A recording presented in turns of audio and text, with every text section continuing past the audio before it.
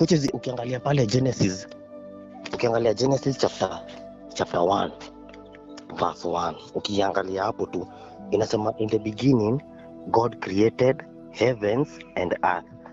Tunapozia hapo kwanza. Heavens si moja, kwa hivyo inamaanisha heavens ni mingi. Earth physical, kwa hivyo ni unseen na seen. Sasa ile mtu amekufa, spirit ndio inakuwa imetoka.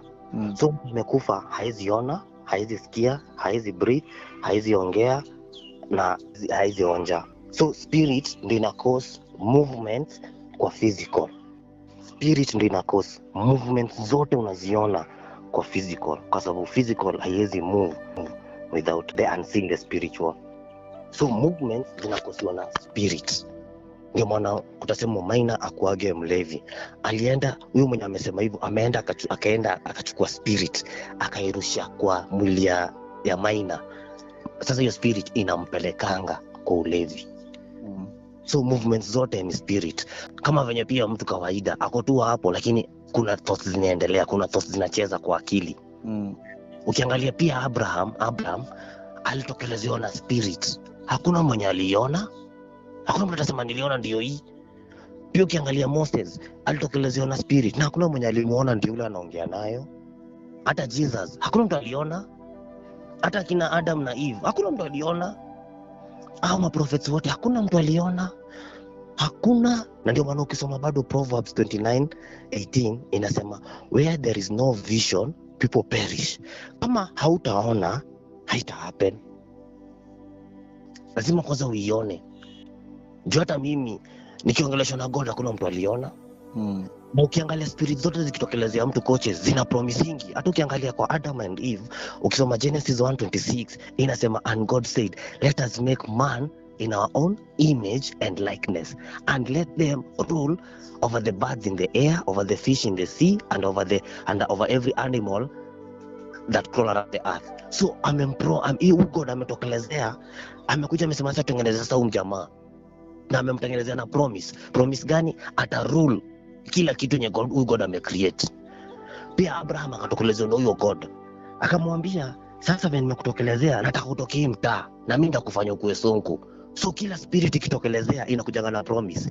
Tukiangalia pia Jacob alitokelezea na spirit. Hiyo spirit ndio ikakuja inaitwa Israel. Kwa hivyo Israel ni spirit iliingia Jacob na ikampromise watoto wako ndio watakuwa the 12 tribes of Israel. Spirit ikiingia inakam na promises. The same venye hawa wameongeleshwa na spirit, the same pia Njoro kuna spirit ilikam.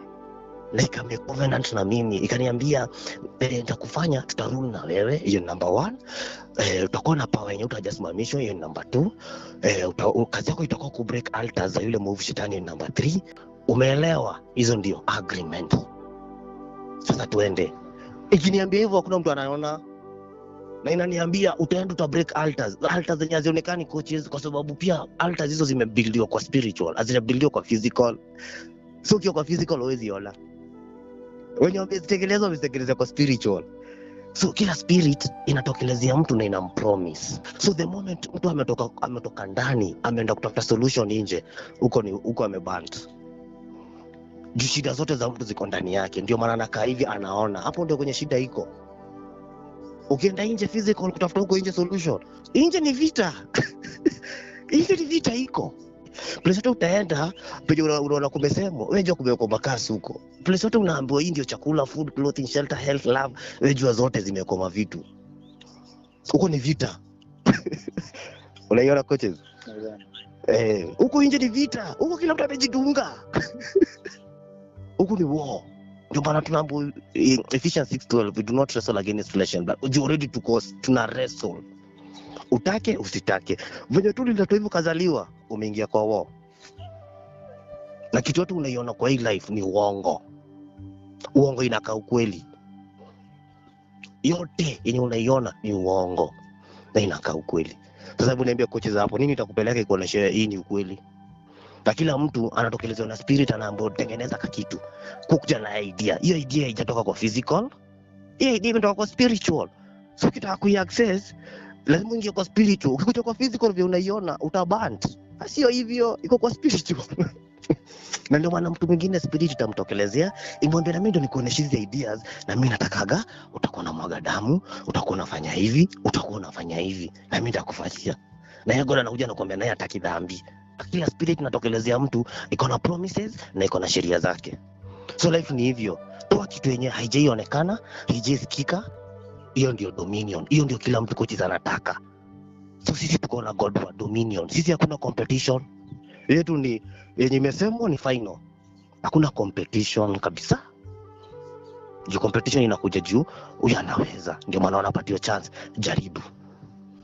Na spirit yote kochi zikitokelezea mtu inampelekaga wapi? War.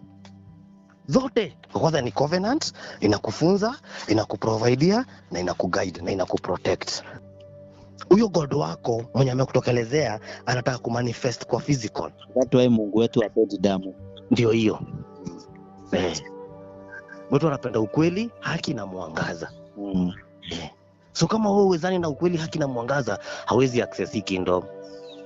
So mwenye ataingia ni mwenye hajamwaga damu. Ndio hiyo. Na ako kwa haki, ukweli na mwangaza. Ndio hiyo. Yaani ako transparent. Ndio hiyo. Ana kitu ndani ya hati. Ndio hiyo. Na sitake shortcut. Hiyo word shortcut kwanza itoke kwa akili za watu. Ndio hiyo. Haina shortcut. Juu watu wamekuwa akili ya shortcut. Hiyo akili ya shortcut hakuna, wajue hivyo. Na ni kwa spiritual na physical, na ni kutoka mwanzo hii dunia sasa hadi mwisho, kwa maji, mchanga na anga, kwa mwili, kwa moyo, kwa roho, kwa mwanaume, kwa mwanamke, kutoka yule mzee hadi yule mchanga, kutoka yule mkubwa hadi yule mdogo, kwa mawazo, kwa maono, kwa matendo, kwa familia, kwa jamii, kwa jumuiya, kwa mataifa, kwa hii dunia, kwa maufalme, kwa makazi, kwa vijiji, kwa mashamba, kwa mji, kwa mji mkubwa, kwa masoko, kwa dini zote na utamaduni zote, serikali zote. Na mapenzi ya Mungu yaendelee kufanyika.